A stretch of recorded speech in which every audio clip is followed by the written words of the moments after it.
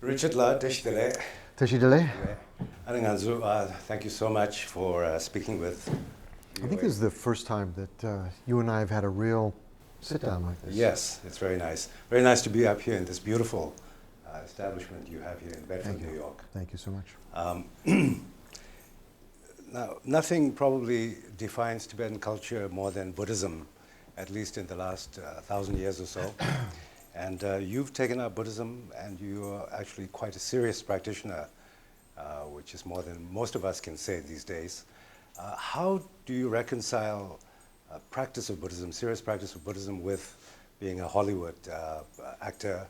Do you find that difficult to reconcile, or is it always a conflict? It's funny how many people ask me that question. Mm-hmm. But it's really interesting because Buddhism deals with the root causes of suffering.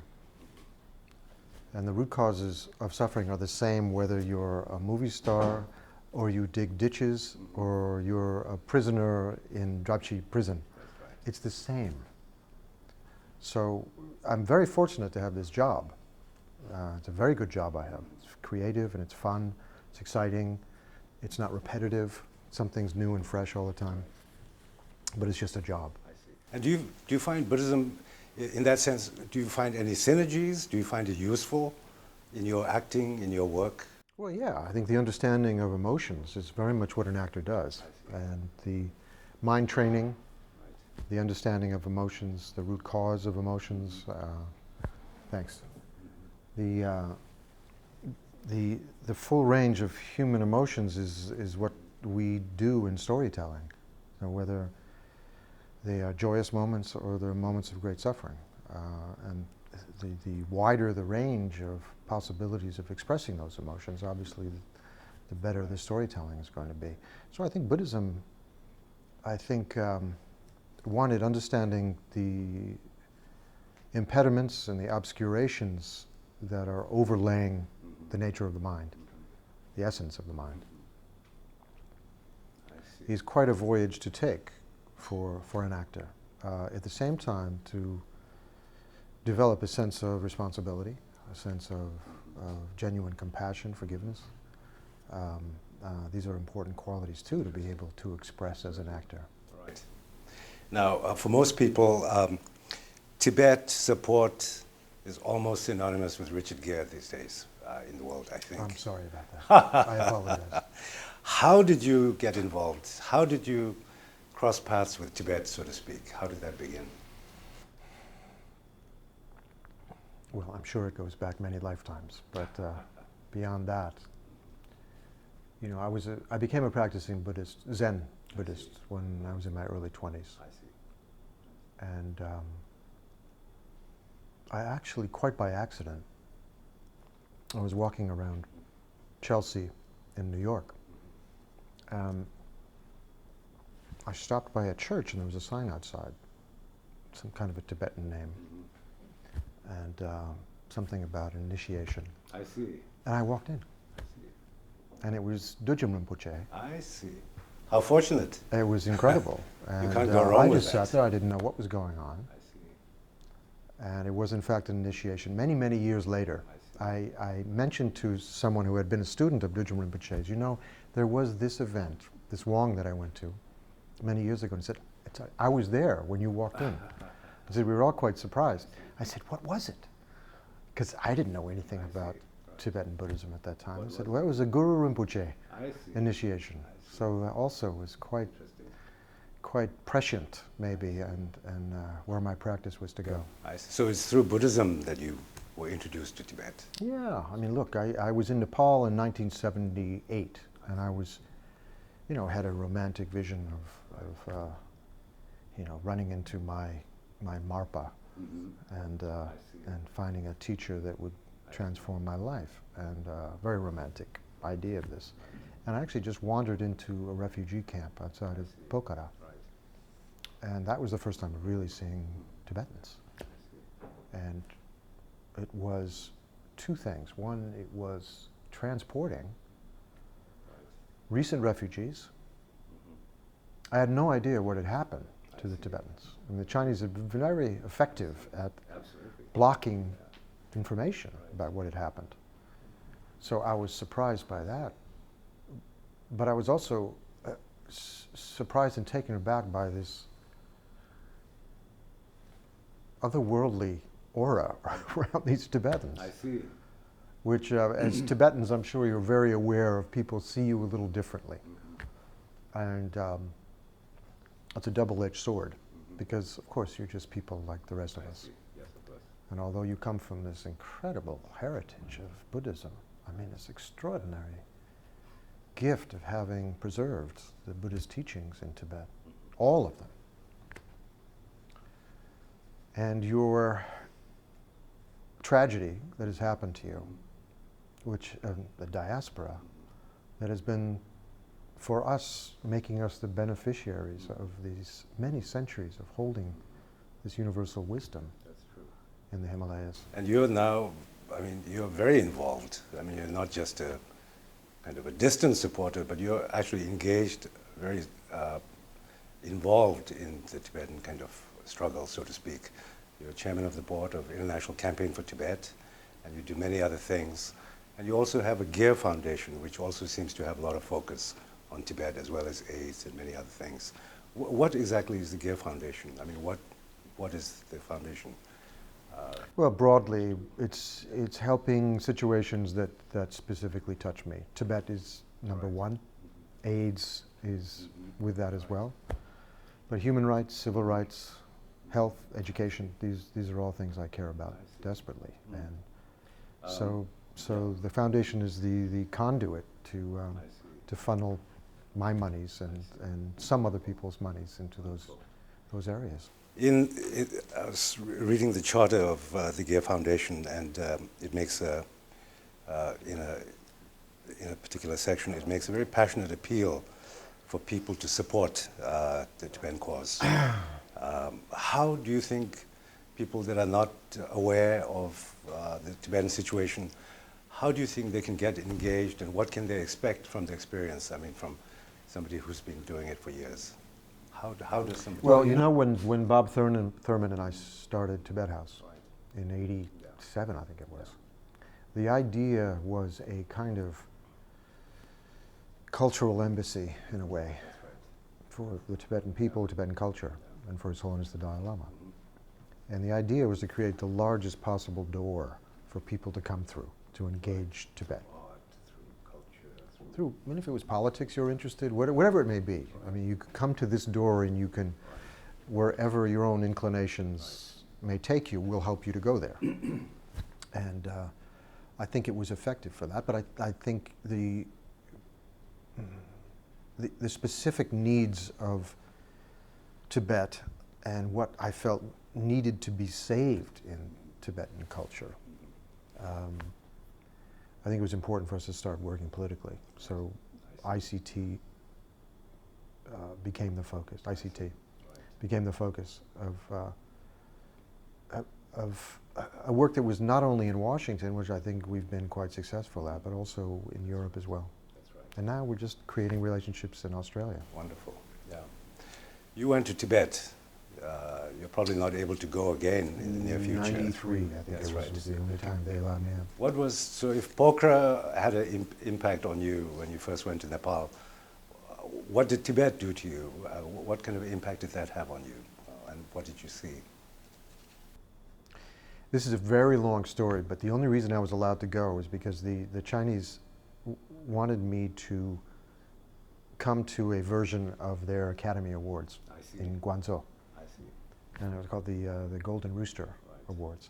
And I was a great admirer of Chinese films and Chinese artists, and have always looked for ways to create honest, real relationships with Chinese, especially my peers in movie making and theater, etc., music. So I was a little skeptical of this because I didn't know if this would be a safe place for me to be at that point. Right. But through a very long story short, it became clear that it was such a high-profile event that I wouldn't be in imminent danger. And I said, look, I would love to come, but of course I would have to go to Tibet. It'd be impossible for me to go to the mainland and not go to Tibet. And so there was a big drama back and forth about that. Finally, they said, okay, you can go to Tibet. And I said, well, actually, I'm bringing my teacher with me. I see. Who was that? It was Kunleng Rinpoche, I see, yes. who, of course, lives in New York. Yes. He was one of the first Tibetans to come to the U.S. That's correct. Yeah. Very high Lama. And again, long story short, they allowed Rinpoche to come with me and to go to Tibet. So once we got off the plane from Chengdu, immediately people started doing prostrations to Rinpoche. I see. And he had left in 1959. That's correct. So of course this was, you know, at this point it was what, 40 years, 50 years I since see. That's right. since then. It was astonishing how much in need the people of Tibet were to make a connection to that part of their past, genuine lamas, and people who spoke to the culture and had not been absorbed into the Chinese government, or still had that essential quality to them. So on the way, actually from the airport into Lhasa, we stopped at Ratu Monastery, which was his old monastery. And to Lhasa, is it? it's quite close, yeah, I see. like about half an hour I see. from Lhasa. And Jason Kappa actually, you know, had a cave there that was his special hut that he did some. That must have been very incredible serious for retreats. Ratu Rinpoche and yourself to visit. Everyone was in tears. All the people were in tears. Everyone was lining the road. I'm not even sure how they knew we were coming. It was that kind of way Tibetans seem to know always what's happening. It was very emotional from the very beginning.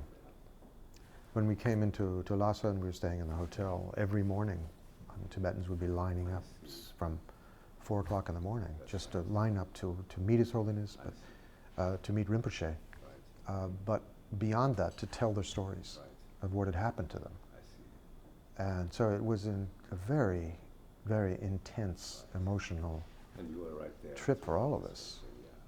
Yeah, I mean, I've written about some of the episodes in my book, Pilgrim, but it certainly had a huge impact on me. And I'm curious why. I think on some level, the Chinese Communist Party thought that if I went to Tibet, they'd see all of their good works that they had done in Tibet. And I would be convinced that they were doing the proper thing. That's right. They seem to have repeatedly made that assumption, even with the first Tibetan delegations that went to Tibet. Well, I think, yeah. I mean, it's an indication that they have a mindset.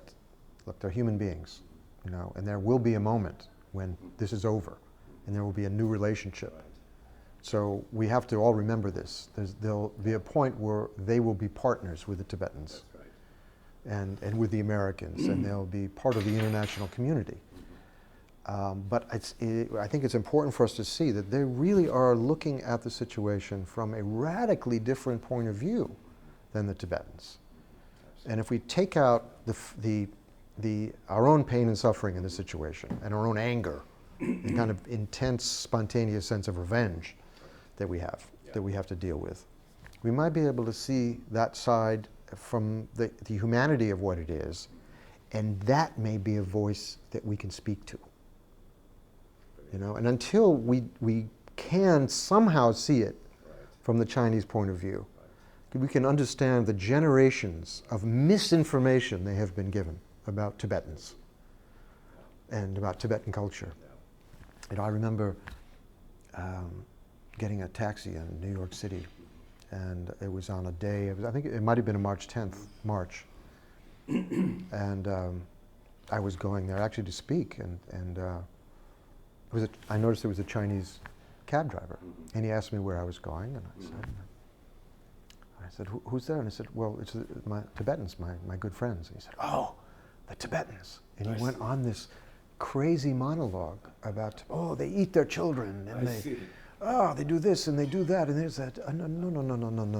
No. You're very confused about Tibetans. Oh, no, our government told us. We know in school, they told us this. And I think we have to understand that level of misinformation that the Chinese have. You mentioned your book, The Pilgrim, book of photographs and writings that you made on your trip. Yeah, not just Tibet, but also in Dharamsala, in Ladakh, in Zanskar, Nepal, Bhutan, Mongolia. And on the Gere Foundation website, you paraphrase the surrealist artist Magritte. Yeah. You say that these are not really Tibetans, that these are photographs of Tibetans, or rather photographs of your feelings for Tibetans. What do you look for in an image, and how do you, or the moment, and what makes the photographs to you come together in that way? Well, you've seen the photographs, so I don't set up a photograph. I commit myself to be in a place with people. And if an image emerges in the natural course of things and in the light that's coming in the window and a feeling that's in the room, that's when I take a photograph. And if I'm successful, it has captured that moment of something mysterious but authentic happening. So I think the photographs I've taken that I do like did capture something that was human Tell and me true. 2-3 of the images that you particularly feel successful and fond of. Well, I tend to like these ones that are almost ghost-like, to tell you the truth. I mean, there's one that I call Bardo, and it was taken during a sandstorm in Zanskar. Oh, with the figures in And kind of silhouetted. It feels like they're not quite material. They're either becoming or dissolving. It's hard to, but this sense that there is an in-between world. Right. Where was that? That was in Zanskar, I think I took that. There's a picture of His Holiness there that I especially like, and extremely rare, where His Holiness is on top of a Kalachakra mandala, doing the dance of Kalachakra. Extremely special moment where His Holiness has become Kalachakra and is performing the dances and rituals of the deity. It's extraordinarily rare, and I felt incredibly privileged to be there. Did you have to move around to No, find no. the angle? You were there. Well, I always will sense where the angle should be, but I don't manipulate. It's very, very rare that I will change what was on the negative, or I'll change what I see in front of me in the moment. There's a beautiful photograph of His Holiness silhouetted against a window. I think it's Dharamsala, is it? No, actually, that was in Siliguri, In Siliguri. at Kalachakra. I see. And How did that come about? There was a very small... It feels like a very quiet moment. Yeah, we started at 4 in the morning, every morning. And His Holiness was doing his rituals, prayers, sadhanas for Kalachakra in Siliguri. And, you know, we would start at 4 o'clock in the morning. So in the quiet of that space, that time, that ethereal spiritual space, I had my camera with me, and I took many pictures in those mornings. But that was the one that everything seemed to be in balance, of the sun just starting to come up. His Holiness in a moment that was powerful. The way the light bounced off of the textiles, it just seemed to capture those hours to me. You've now known His Holiness now for many, many years. You've heard him speak at many, many different places. What do you think is the main kind of message that His Holiness brings, and why do you think it resonates with so many people? You know, I always see His Holiness wearing 2 hats, where he is the Dalai Lama, and he is specifically the spiritual, temporal leader up until this year of the Tibetan people. But it's the hat that says, I'm a Tibetan. And he's the consummate leader. He's been such now for how long? 60 years? That's right. Almost exactly 60 years. And as any great leader, he rules and decides and acts with great deliberation and wisdom and compassion and as much future vision as possible. Not about the moment, but in terms of the greatest possible future for everyone, but with that hat on, especially Tibetans. I see, right. Then he has this other hat on, which is of a great bodhisattva, which is a man who has taken responsibility for all sentient beings in all universes, for all time, as long as there is suffering. That's right. And so the dichotomy of these two hats is I think, is unique in this man, Right. and why he is so powerful and effective in the world, is that people see both of those hats worn by the Dalai Lama as being genuine, impeccable. And it's rare in our lives to meet people who are impeccably authentic in who they say they are. Right. Many Tibetans are already feeling and expressing the view that of the 14 Dalai Lamas, perhaps this Dalai Lama has been the greatest one. How do you think 100 years from now, 200 years ago, from now, this Dalai Lama will be remembered by Tibetans, by the world? Oh, by the world. You know, I think about this a lot. I'm very aware of the blessings that we all have to live not only in the time of this Dalai Lama, but to have taken teachings from this Dalai Lama, Right. to have met this Dalai Lama, to have made eye contact at close quarters with this Dalai Lama, to have touched the flesh, the holy body of this Dalai Lama. I mean, this is something we tell our grandchildren. It's something our great-great-grandchildren will tell their children, that, you know, our predecessors had met this great man and been touched by him.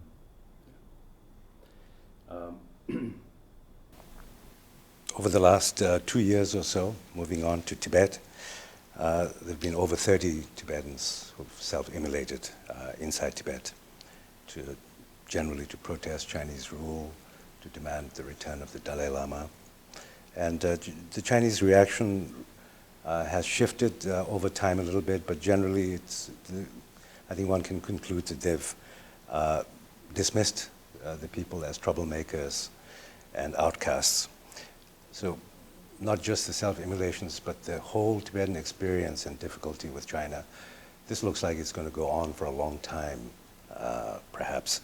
Do you see a possibility of some sort of a resolution in the future coming about? And what is it going to take, do you think, on the part of the Chinese or the Tibetans to bring that about? Well, first of all, I'll tell a little story. And the last time I was in India, I had been in Kathmandu for the final 49th day since the passing of Trungpa Rinpoche. I see. And I was able to talk to quite a few Tibetans who had just gotten out. I see. And then I was in Dharamsala and at the UN refugee camp there.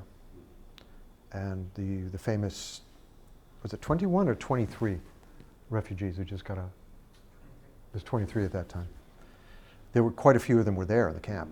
I see. And there was a 16-year-old monk in particular that I spent a lot of time with. I found him really moving, way beyond his 16 years. But he knew the very first self-immolation of 2 years ago. He says he came from his village. He knew him very well. I see. Tabe. Tabe was a very good friend of his. I see. Said he looked up to him as an older brother. I see. And he said there was nothing wrong with this man. Right. He says his other teachers would always point to him and say, that is a good student. I see. He was held up with great I see. sense of Yeah. reverence and admiration. So for the Chinese to consider a man like that as an outcast or mentally ill or whatever is quite foolish and insulting. Yeah. This boy also knew several of the other monks, And the same story. He said, look, these were extraordinary students, good friends, gentle. They had given no indication beforehand that they were going to do this. He expected there probably would be others. He said it was a sense of general desperation, but specifically that they were not being allowed to practice religion and study to the degree that they wanted to, and that their language is being taken away. Really, for them, a desperate enough situation that they would self-immolate, with the small hope that it might change the situation.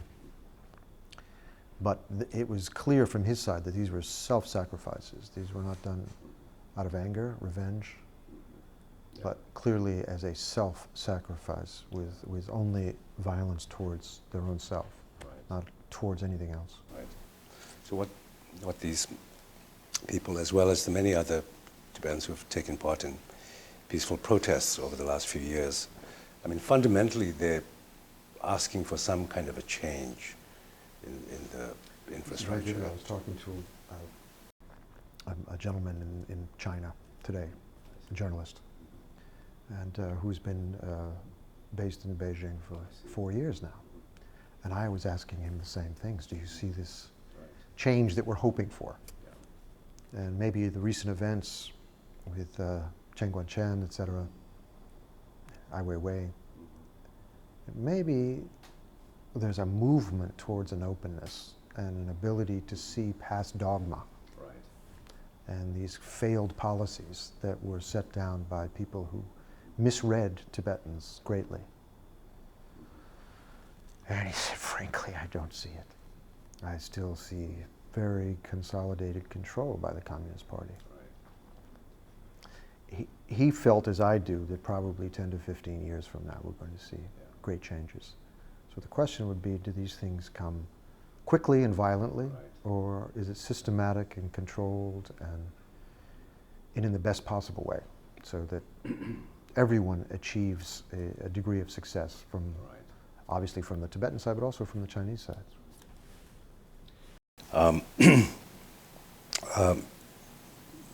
Many people are saying that as a policy that on the Dalai Lama, that China has perhaps already decided to find the next Dalai Lama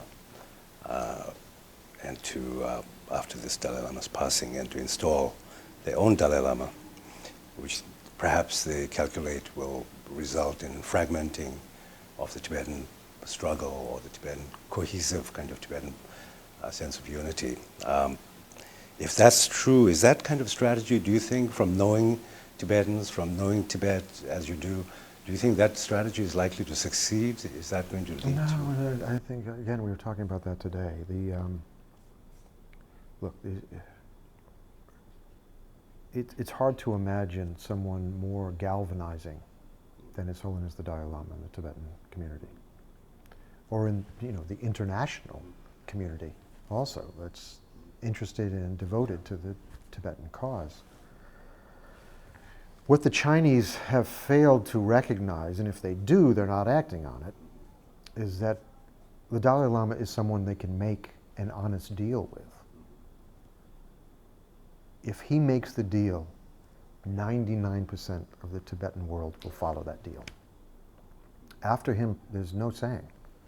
Now, clearly there are elements in the Tibetan world that are still looking for independence, are not committed totally to nonviolence, as in any struggle.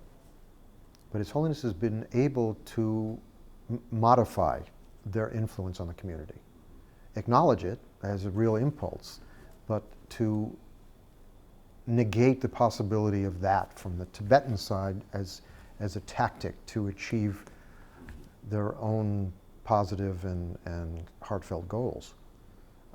With His Holiness gone, I don't think the mitigating factors are in place to hold these people back.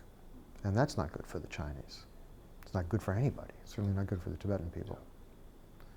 So it would be certainly in the Chinese favor, and rationally, to work with His Holiness the Dalai Lama, who they know they can trust. Interesting. Regardless of what direction things take in Tibet, I think you're sensing it, you've said it, it's going to be a long and difficult process, most likely. Do you have a message for Tibetans during this difficult period for our audiences inside Tibet? I think the most important thing is not to give up hope. As that the key to your cultural survival is Buddhism. It's the Buddhism as it evolved in Tibet. And that's something that's in your hearts. The Chinese can't take that away. I've read so many biographies of monks and nuns and Rinpoches, Tulkus, and common people who have survived since the Chinese invasion. And it's incredibly inspiring to see what the survivors are able to bring to us in the world. That they themselves survive, but they also bring this incredible gift to the rest of the world. And I don't think the Tibetans, especially inside of Tibet, can ever forget the value of what is inside of them. The jewel in the lotus that is always there. Right. And that will carry them through. Things will change. Who knows what Tibet will look like 20 years, 30 years, 40 years from now. Everything changes. But the culture can survive this. Interesting. And I think beyond that too, to remember there are friends everywhere. There's no place Tibetans go that they aren't embraced. And partly is because of His Holiness the Dalai Lama, for sure. Absolutely. What an extraordinary man. Absolutely. Who the culture of Tibet gave birth to. And that's the heart and soul of who you are. But Tibetans in general are embraced everywhere. That's true. I mean, certainly people these days have to respect China, not because they want to particularly, but it's economically and geopolitically feasible to. But it's not where people's hearts are. I don't think there's anyone who knows the situation who wouldn't choose the Tibetan side in this argument. And situations change. Speaking to His Holiness and hearing him speak over the last 35 years, the dynamic forces of causes and conditions on this planet are shifting continually. So, I mean, we were also talking about this today. Could anyone have foreseen Gorbachev and the dissolution of the Soviet Union? Nobody saw that coming. So who knows? Who knows what happens tomorrow? Ultimately, I don't think there's any question that China changes radically. But for the Tibetan people to hold what is precious inside of them for that moment, and be able to assert that purity, that extraordinary thing inside of them, when that happens, it becomes desperately important. That's very important, yeah. Finally, just going back to your book, The Pilgrim, you mentioned about the book, you say it's a taste of my feelings of love and gratitude to all they've given me. I'm assuming you're talking about Tibetans, which I'll never be able to repay. What have Tibetans given you that you won't be able to repay? Well, Tibetans take this for granted, I think. In one sense, they're very emotional about their teachers.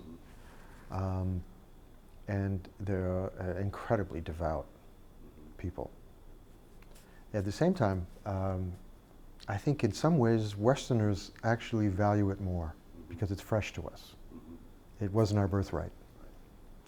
We had to find it. We had to search for it. And once we did find it, that it touched us in very unexpected ways. It made sense of a lot of things that made no sense in our own culture, in our own habitual way of being. I think the vision of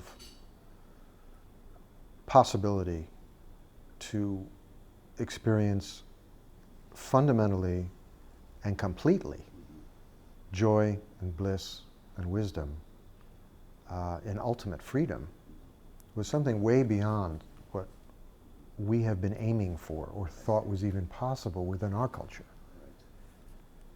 And this sense of responsibility, self-responsibility, If you want to achieve Buddhahood, you have to do the work. You have to create the causes and the conditions for that to happen. So nothing is given. Certainly the teachers are here to inspire us and bless us and do their best to keep us on the path, but there are no magic wands that can fix everything. We have to fix ourselves. That's an extraordinary gift to give to people. You have the tools to find your own happiness, and I mean, ultimate, big, blissful, extraordinary happiness. Not just, I had a nice cookie, or this wonderful tea gave me great pleasure. But way beyond that, way beyond. That's wonderful. Thank you very much, Richard. That's Thank you. too Thanks short, for that. too short. Yeah. We could have talked another 6 hours.